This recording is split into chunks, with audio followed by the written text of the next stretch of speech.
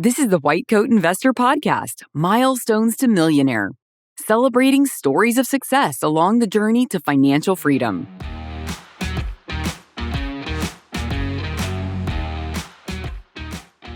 This is Milestones to Millionaire Podcast number 124. A two-doc couple splits their student loan plan. Still not sure what to do with your student loans? Overwhelmed with how to tackle that giant debt in an ever-changing political climate? The experts at studentloanadvice.com are here to help guide you through the best options to manage your loans. Our experienced staff have consulted on over $250 million in student loan debt. And the average studentloanadvice.com client has saved over $190,000. You'll receive a customized student loan plan using the principles of the White Coat Investors, get answers to all of your student loan questions, gain clarity about your financial future, and start down the right path toward financial freedom. Book a consult today at studentloanadvice.com. You can do this, and the White Coat Investor can help. Good ad to run today. As you will hear in the podcast, our podcast guest actually is a client of studentloanadvice.com, as you'll hear. But all right, if you want to be on this podcast, this is the Milestones to Millionaire podcast. These drop every Monday. The regular White Coat Investor podcast, also on this same feed, drops on Thursdays. It's driven by what you want to hear, guests you requested, questions you call in about. But this podcast is designed to inspire you. We bring you on. We want to celebrate your financial successes, whatever milestone you've reached, and use them to inspire other people to do the same. If you'd like to come on and share your milestone, you can do that at whitecoatinvestor.com/milestone. And we'll bring you on to the podcast and use your story to inspire others. So thanks for the 123 others who have come on in the past. And I'm sure there's 123 more people out there with great financial successes that we can celebrate. Okay, so let's get the interview, and then stay tuned afterward. We're going to talk a little bit about what I call the 5 money activities of your life. Our guest today on the Milestones to Millionaire podcast is Caleb. Caleb, welcome to the podcast. Hey, Jim. Thanks for having me on. You have accomplished actually a couple of milestones. Let's talk about the debt one first. What have you done? So we just paid off my wife's loans. She had about $130,000 of student loan debt, and we paid that off just a couple of months ago. Awesome. Congratulations on that. That's awesome. Okay, we need some background information. What do you do for a living? How far are you out of training? What does she do for a living? How far is she out of training? Sure, yeah. So I am a pediatric hospitalist. I'm about 2.5 years out of training at this point, and then she's an OBGYN. She's about 1.5 years, so about a year more of training for her. We're up in like Northeast Ohio area, so Midwest. Okay, and we're talking about her loans today. Why don't you clue us into what's going on with your loans too? So I have about 255,000 or so. I'm working on PSLF, so paying nothing right now during the deferment period, but planning on paying minimum until I can get that paid off. Got another about 4.5 years until PSLF will. It wouldn't surprise me if your payments, as they start up here in September, are still what they were in training. Yeah, because you haven't recertified in a while, right? Right. Yeah. I made sure that we were on the right payment plan, just since we're doing married filing separately to make sure that her income doesn't affect that for me. So you're playing all the games. Married filing separately. Are you enrolled in pay? Yes. Yep. The pay one. Yeah. So Andrew actually helped us out with that to make sure that we were on the right plan for that. Hey, that's a beautiful advertisement. He's talking about Andrew at studentloanadvice.com. If you need help, if you have a complicated situation like this, one of you is going for PSLF, one of you isn't, and trying to figure out how to file your taxes and which retirement accounts to do and which plan to be in, is a great reason to spend an hour with Andrew at studentloanadvice.com. It's flat fee. And just make sure you're doing it all right, because it's worth a lot of money. How much do you expect to have forgiven? I can't remember. I believe it'll be about 200,000. It'll be a little tricky depending on when the payments actually start up again and where my payments are to begin with. But I believe it'll be about 200,000 will be forgiven. Yeah, $200K plus in after tax money. Yes, even to a 2-doc household, that's a significant amount of money. It's huge. It's huge. How many more years you got? I believe about 4.5 at this point. Yeah. Okay. So making progress. Yes. Well, maybe we'll have you back on the podcast in 4.5 more years. But for I can't today, wait. let's talk about wiping out her loans. Why is she paying off her loans where you didn't? Her job's not at the same place as yours or something. What's going on? Yeah, it was more the financial. So her income was higher, so she makes about 300,000 Uh-huh. compared to her student loans were only about 130,000. So Okay. because of that, if she would have tried to go for PSLF, There she wouldn't would have have been ended up much. paying it off through the IDR. So it wouldn't have worked out. So we just decided Yeah. we were going to refinance hers, got a low got a low rate on that, and we just kicked it in the butt and did everything we could to get rid of it. What rate did you get? About 3%. 3%. That was how long ago? So that would have been about a year and a half ago. Year and a half ago. Wow. Yeah. Nobody's Yeah. getting 3% today, No, unfortunately. yeah. We initially got a variable rate and that started to climb up. So we actually refinanced again and got a 3%. So it all worked out It's really well. interesting because the people that got a variable rate a year or two before that, it went down, not up. Right. It was actually a great move for them. Funny how interest rates changed that. But, a lot of people are going to be looking at this in August and September. I'm coming out of the 0% period. Do I refinance? Let's check rates. And what they're going to find is they're going to be able to go from their 5.5, 6, 6.5, 7, 8% loans to 5.5, 6. Maybe you can get 5% now, but that's going to be tough. So Yep. interest rates are higher. Those who waited to get maximum time in the 0% plan aren't going to get as good a rates as those who pulled the trigger earlier. Yeah, Which I'm one works glad out better, I guess, just depends on how long you take to pay them off. right. I'm glad we had our plan early and we went for it and it really worked out well for us. So Okay, so how'd you guys do this? I mean, I know it's two docs. It's a hospitalist and it's an OBGYN, but still, $130,000 in a year and 9 months. You wrote big checks each month.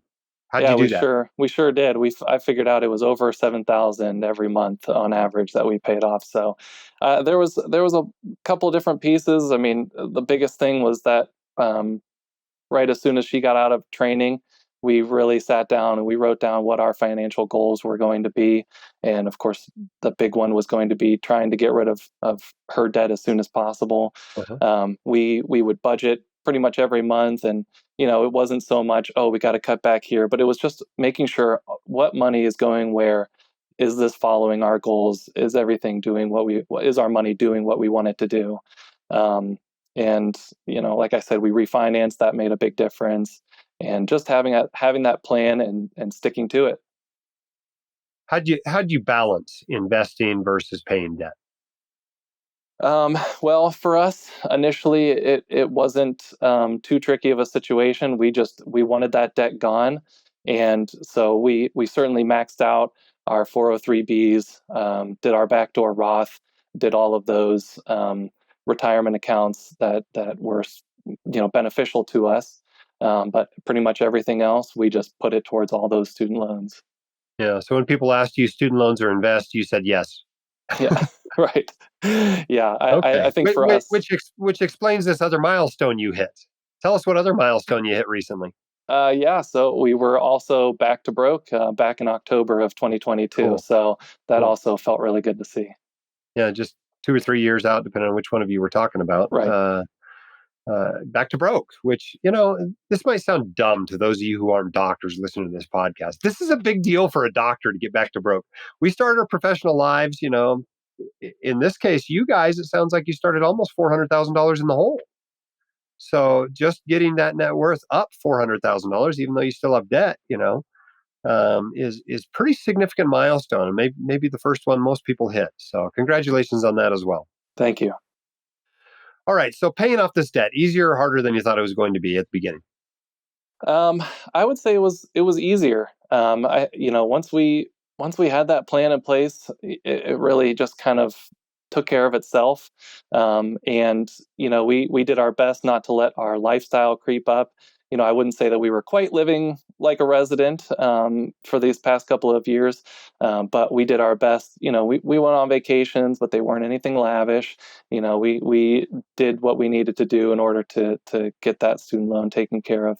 So Okay. it ended There's a up lot being of easier for us than I thought. pre-med, early medical students that are that are worried about the debt. They're like, I don't know if I want to go to medical school because it's really expensive and I'm going to have to borrow it all.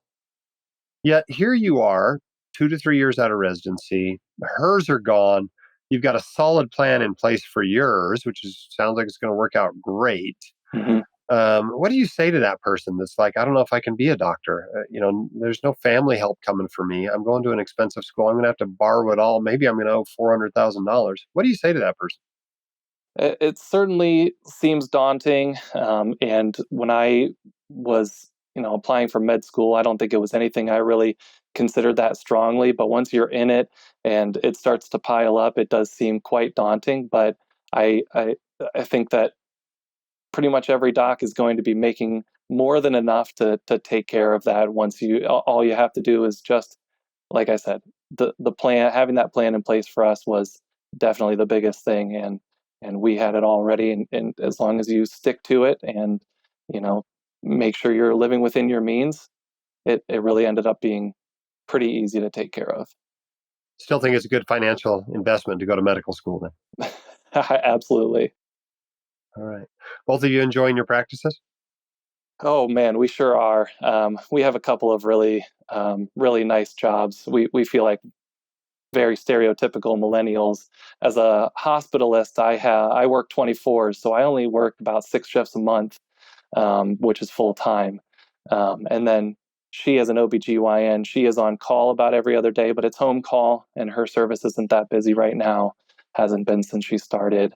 So it's working out really well, and hopefully it'll keep working well now that we have a baby. Just had one a couple weeks ago now, so hoping that schedule works out well for us, for him too. Yeah, certainly that's going to cause some complications in a two-doc couple. And sometimes, the lesson I think two-doc couples have to take there is that that's a cost of doing business. Whether it's a housekeeper or someone doing the lawn or a nanny or somebody coming in and preparing some meals during the week or whatever, is just a cost of being a two-doc couple. Yeah. What advice do you have for two-doc couples out there with, complicated student loan situation like yours? Well, like I said, talking to Andrew, talking to him, and I actually, before we met with him, I had sat down and tried to go through every situation to figure out what was best. And then the couple $100 we spent talking to him was more than worth it for him to confirm that the plan that I had in place was the right one. It felt very good to have that knowledge that what we were doing was the right thing. So that was definitely a huge help. Cool. Well, other than you getting PSLF in 4.5 more years, what other financial goals are you working toward now? Well, now that we're not focusing too much on that debt, I've been able to automate some more investing. So putting more into a brokerage. We increased our payments on our house, so planning to pay that off in at least 15 years at most. And now that we have our kiddo, putting some money into a 529. And I actually ran into a small business opportunity as well. So I actually might be considering going back to school to get a dietitian license as well. So That's interesting. yeah, it could have a huge benefit. We're working on the details to see how that might work out, but could be really interesting. So no Tesla or European vacation coming up soon. Not right now, no. Yeah, especially not with the baby. But we'll see. We now that we had that debt gone, feeling that relief on our shoulders, maybe we'll have a little bit nicer something every once in a while. Awesome. Well, congratulations to you. You've done fantastic. I hope your story inspires somebody else to do the same. And I wish you all the success in your career and your finances that you can have. Thank you. And thanks again for having me on. Okay. Hope you enjoyed that interview. What I loved about that is it demonstrates the complexity of our financial lives as doctors, right? We're going to be talking in a few weeks. I just recorded a podcast that runs in about a month about the Dave Ramsey baby steps and how they work, but maybe they're not ideal for the very complex financial lives that we have as doctors, and particularly as two doctor couples. But in this situation, we got docs that are doing, they're each doing a different thing with their student loans. And meanwhile, they're trying to balance all these retirement accounts, and they're trying to get started in their life. They're having babies and all this stuff, right? It's just complex. There's a lot of moving parts. Sometimes you need advice. Sometimes you become a hobbyist and you become your own financial planner and investment manager. Either approach is fine, but you got to pay attention to this stuff. Your life is just too complex, and there's no guarantee. You are not guaranteed to become wealthy, to be financially successful just because of your high income, right? Yes, you've done 90% of the work, but without that other 10%, you can have surprisingly poor financial outcomes. When they survey doctors in their 60s and ask them, what's your net worth? 11 to 12% will tell you that their net worth, everything they own minus everything they owe, is less than $500,000. This is doctors who have been making $150,000, $200,000, $250,000, $300,000, $400,000 a year for the last 25 or 30 years, and they're worth less than $500,000. That's everything. That's their house, their cars, their retirement accounts, their investments, everything. And that's a real tragedy. I hate to see that happen. But that's what can happen if you just let what happens automatically happen. So don't do what's automatic. Get out there, live your life deliberately, take care of your financial business, and don't end up like some of those docs do. It's interesting because there's another 11 or 12 or 13%, a total of 25% of doctors don't even become millionaires by the time they're in their 60s. So it's a good segment of docs. If you look around your med school class of 100, 25 of those doctors are going to get into their 60s with a net worth less than $1 million. And that puts some, financial pressure on the last 20, 30, 40 years of your life that you don't really need to have. And there's really very few reasons, that somebody ought to be in that situation. Most of the time, it's just because they didn't pay attention to their finances. Okay, let's talk about the 5 money activities. And what are these? Well, earning, saving, investing, spending, and giving. And these are the 5 big things we do in our life. And if you're like most people, you're naturally good at 1 or 2 of these. And you're okay at 1 or 2 more. And you're really not that good at 1 or 2 more. And so what I want to encourage you to do is to look at your weaknesses and maybe work on those. And some people have an earnings problem. Frankly, most Americans have an earning problem. They don't earn as much money as they would like to be earning, as they would, as the lifestyle they would like to be living. And a lot of people too just overestimate the difficulty of doubling their income. It is not as hard as you might think it is to increase your income. Now, are there sacrifices involved? Yes, there are sacrifices involved. Look what you did to get, a physician income to start with. 4 years of undergrad, 4 years of med school, 3 to 6 years of residency or fellowship, right? It's not easy, but it's doable. And even once you're done with your training, there are things you can do that increase your income. Other doctors have done it before you. I'm always more impressed with the intra-specialty pay variation than I am the inter-specialty pay variation that you see on salary surveys. I've met pediatricians making $80,000 a year. I've met pediatricians making 7 figures. I have met plastic surgeons that are struggling to just live, to make the payments on their rental apartment, making less than $100,000 a year. And I've met plastic surgeons that are making $2.5 million. So it's not all about specialty. It's not all about where you live. There are variations. There are doctors out there making more money than you. You ought to at least know what they're doing to do that. You may choose not to do that. You may choose not to practice that way, and that's perfectly fine. But at least know what the options are and be aware and choose where you want to set that ability to earn at. And it's something that's always worth looking at from time to time, seeing how you can optimize your earning. Of course, once you earn the money, you've got to save some of it. My recommendation is 20% for retirement. If you want to save for other stuff, you want to save for a Tesla or a European vacation or your kids' college or whatever else, that's above and beyond the 20%. 20% is for retirement. And this is where a lot of doctors struggle. They don't struggle to earn, they struggle to save. And they get so many payments that all their money's going toward interest, and it's going toward their mortgage and the mortgage on their second home and 2 or 3 car payments and maybe some credit cards. And they've still got student loans, 15 years out of training. they're just struggling to save money. They're spending it all, whether it's going toward payments or going toward their current lifestyle. So you've got to get good at saving. It's impossible to be a good investor if you don't have anything saved. You just need something to invest. And where that comes from, for most of us, that comes from our earnings and carving it out of our earnings. So work on becoming a better saver. Now, some of you are awesome savers, right? And you're at risk of becoming Scrooge McDuck. You're at risk of becoming the original Scrooge from Charles Dickens. And maybe you need to loosen the purse strings and spend a little bit more money. And you're already good at saving. But the truth is, most doctors aren't that good at saving. So get that retirement up to at least 20%. If you want to retire early, it's probably got to be higher than that. But 20% will get you where you need to go if you start early in your career and you don't invest like a crazy fool. 20% is enough. It's going to get you there. Okay, the next activity, investing. Okay, and frankly, investing, once you kind of figure it out, it's the easiest of these 5 money activities. Now, we wrote up an investment plan in 2004, 2005. We're still following it.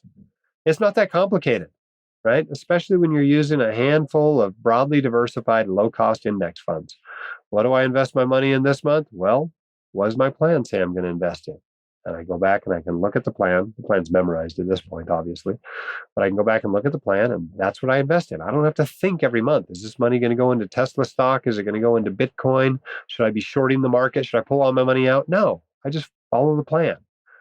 And a lot of people struggle with investing. It's hard to not try to time the market or pick stocks or, you get into these short-term mentalities when you realize that investing over the long run is surprisingly simple. It's just not that complicated. Stop performance chasing, stop panic selling, and just put in a little bit of time, get a plan in place. If you don't have a plan, get one. If you don't feel qualified to write it yourself, consider taking our Fire Your Financial Advisor online course. Consider hiring a financial planner to help you draw it up. We've got a list of recommended people on the main website. But get a plan in place and become a good investor. Not that hard. Surprisingly simple. Okay, the 4th money activity is spending. Now, those of you who are good savers often struggle with spending. And there are things that you can spend money on that will make you and your family, your friends happier. So see if you can figure out what those are. Go buy some of those things. Those of you who are spendthrifts, maybe what you ought to do when you're working on this category, maybe you ought to think, am I really getting the most bang for my buck out of this? Am I spending my money on the things that actually make me happier? It may be that you're just doing retail therapy, that it feels good to buy some. Well, you need to find a therapist instead of a retail therapist if that's the case. And maybe you're spending all your money on, cars when what you really would be happier doing is traveling, or you're spending on traveling when what you'd be happier with is a renovated home.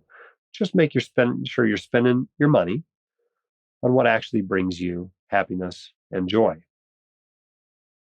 Okay, the 5th money activity, assuming you've become successful at the other 4, is giving. And most white coat investors that find, this website, this philosophy in the first half of their career are going to have this problem at some point. Giving refers not only to leaving money behind when you die, but to giving money to your heirs, children, nieces, nephews, friends, etc., while you're alive, as well as supporting charities while you're alive. And you'd think giving money away would be super easy. It's not. It takes work. You want to make sure your money's going as far as it can. You want to make sure you don't ruin anybody's life by giving your money. And so that takes some effort as well. And it's worth spending some time making sure you're good at giving. All right, those are the 5 money activities: earning, saving, investing, spending, and giving. Figure out which one of those you're good at. Figure which one you need maybe a little bit of work on, and commit to work on that a little bit harder this week and this month. All right, we talked at the beginning about studentloanadvice.com. If you're not sure what to do with your student loans, this is well worth a few $100s to get some advice at studentloanadvice.com. They'll help guide you through the best options to manage your loans. They've consulted on over $250 million, sorry, $250 million, $250 million in student loan debt. And the average client has saved over $190,000. Obviously, a lot of that's optimizing public service loan forgiveness. But you'll receive, no matter what your plan ends up being, you'll receive a customized student loan plan using the principles we teach here at the White Coat Investor. You'll get all your student loan questions answered. You'll get clarity about your financial future, you'll start down the right path toward financial freedom. So you can book a consult there, studentloanadvice.com. All right. It's been another great episode. Hope you enjoyed it. I enjoyed making it for you. I'm thankful for what you're doing out there. I know your job's not easy. I know your family life's not easy. It's stressful. And life's hard these days. Life's complicated. Let's get the financial part of it out of the way. And then you can concentrate on the other challenges and struggles there are in life. You can do this. White Coat Investor can help. We'll be here with whatever you need, financial-wise, whenever you're ready for it. So whether that's education, whether that's referrals to trusted resources, whether that's just a little bit of inspiration, like maybe you got today from today's podcast, we're going to be here. We're here to help. Thank you so much for your time. The hosts of The White Coat Investor are not licensed accountants, attorneys, or financial advisors. This podcast is for your entertainment and information only. It should not be considered professional or personalized financial advice. You should consult the appropriate professional for specific advice relating to your situation.